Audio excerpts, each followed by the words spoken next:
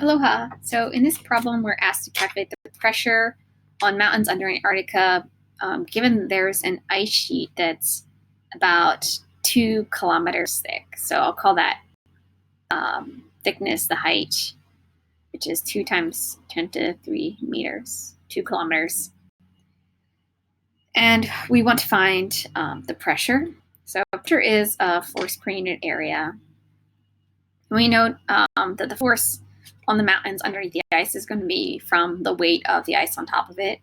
So I'm just ignoring the atmospheric pressure since we're really interested in the pressure from the ice itself on the mountains. So even at the top of the ice and beneath the ice, I don't know how much the atmospheric pressure would vary, but I'll just leave that out of this calculation. So just finding the pressure due to the ice itself.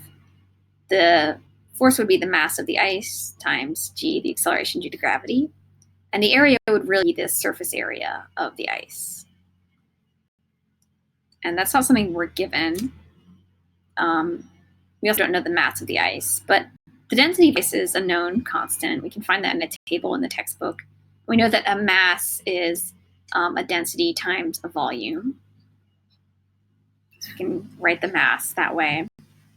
And the surface area, we can also think of this as the volume of the ice, because we really just have, we can just think about it. It might have some weird shape, but just imagining some kind of cube or something, you'd have the surface would just be the total volume divided by at least one dimension. And in this case, that would be the thickness or the height, h. So you would have some kind of,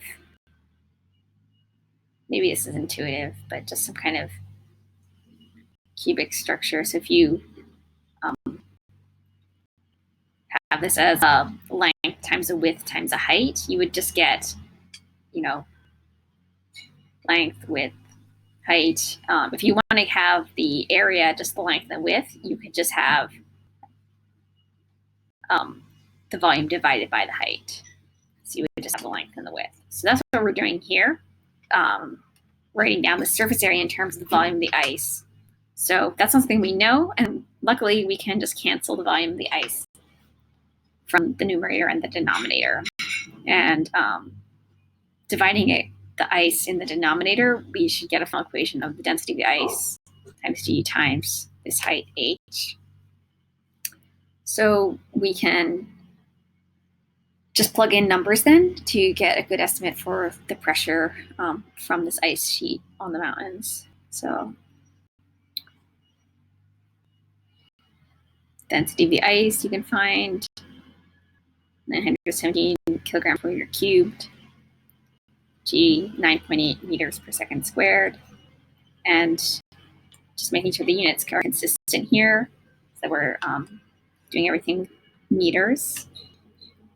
Right, this is 2 times 10 to the 3 meters. So you should get an answer 1.8 times 10 to the 7th pascals. And just using one significant digit like we're given in the problem for the height being 2 kilometers, this is about 2 times 10 to the 7 pascals.